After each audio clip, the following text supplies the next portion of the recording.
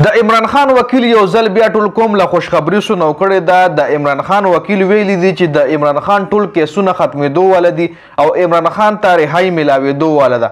په کوم کیس کې چې کرنټلی عمران خان گرفتار دی نو په هغه کیس کې هم کېدای شي سبا په هغه کیس کې ټرایلز وي او په هغه کیس کې هم عمران خان ته ضمانت ملاوېدی شي. پی ټی آی څه پلان جوړ کړی دی څنګه به د شهباز شریف حکومت غورځوي هغې حوالې سره هم غټ اپډیټس راغلي دي. احتجاج پلاننګ به څه وي د پی ټی آی وفاقي حکومت د پی آی اے خرڅولو اعلان کړو چې د کے پی کې حکومت د پی آی اے اغشتو دپاره هم پلان تیار کړی دی. عمران خان ډاکټر ته د عمران خان چیک اپ دپاره اجازت ملو شوی دی.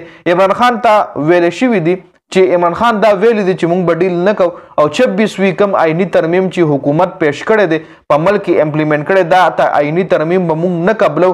عمران خان وکیلانو ته هم اهم هدایات جاری کړي دي چې دا ټول تفصیلات در سره په دې ویډیو کې شریکوم د عمران خان د کیسونو حوالې سره هم. نو ویډیو خپل هم مکمل وګورئ او مخکې ملګرو سره ضرور شریک کړئ. د عمران خان وکیل بیرسټر سلمان صفدر ویلی دی هغه دا دعوه کړې ده چې د عمران خان ټول کیسونه به د عمران خان چې څومره هم کیسونه دي او په دې میاشت کې ختمیږي او په دې میاشت کې د نومبر میاشت کې به عمران خان ته ضمانت هم ملاویږي. د عمران خان ټول کیسونه د نومبر میاشت کې کم دا د عمران خان دپاره د عمران خان د کیسونو ختمېدو میاشت ده. اوس په راتلونکي وخت کې به پته لګي چې د عمران خان وکیل بیرسټر سلمان صفدر کومه دعوه کړې دا حقیقت ثابتېږي که نه عمران خان ته رهایي ملاویږي که نه.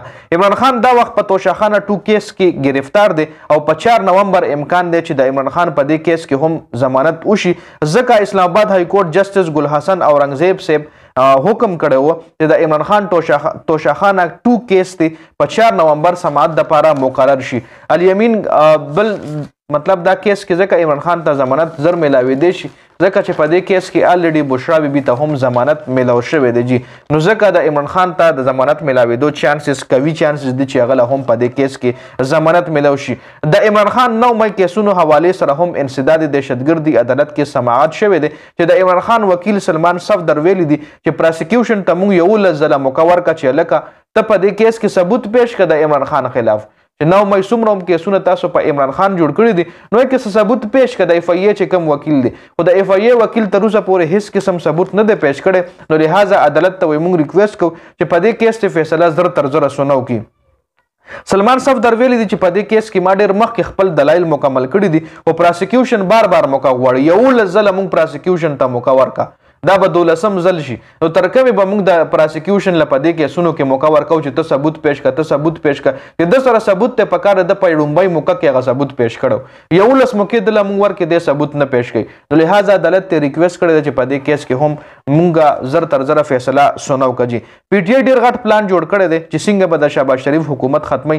سینیر صحافي سمینا پاشا د دې خبرې دعوه کړې ده چې پی ټی آی دا فیصله کړې ده چې ټول رايوځای شي او بیا هغه ځای نه اسلام آباد ته روان شي. نو دی کېدای شي په ثوابۍ کې ټول رايوځای شي ځکه په ثوابۍ کې پی ټی آی د پاور شو اعلان کړی دی او په دغه پاور شو کې به دی خیمې هم لګوي مطلب مکمل پلاننګ سره به پی ټی آی رايوځای کېږي او دغلته چې رايوځای شي نو بیا مکمل پلاننګ سره دی اسلام آباد طرف ته مخ کوي او د شهباز شریف حکومت غورځولو کوشش به کوي د شهباز شریف حکومت په غورځوي.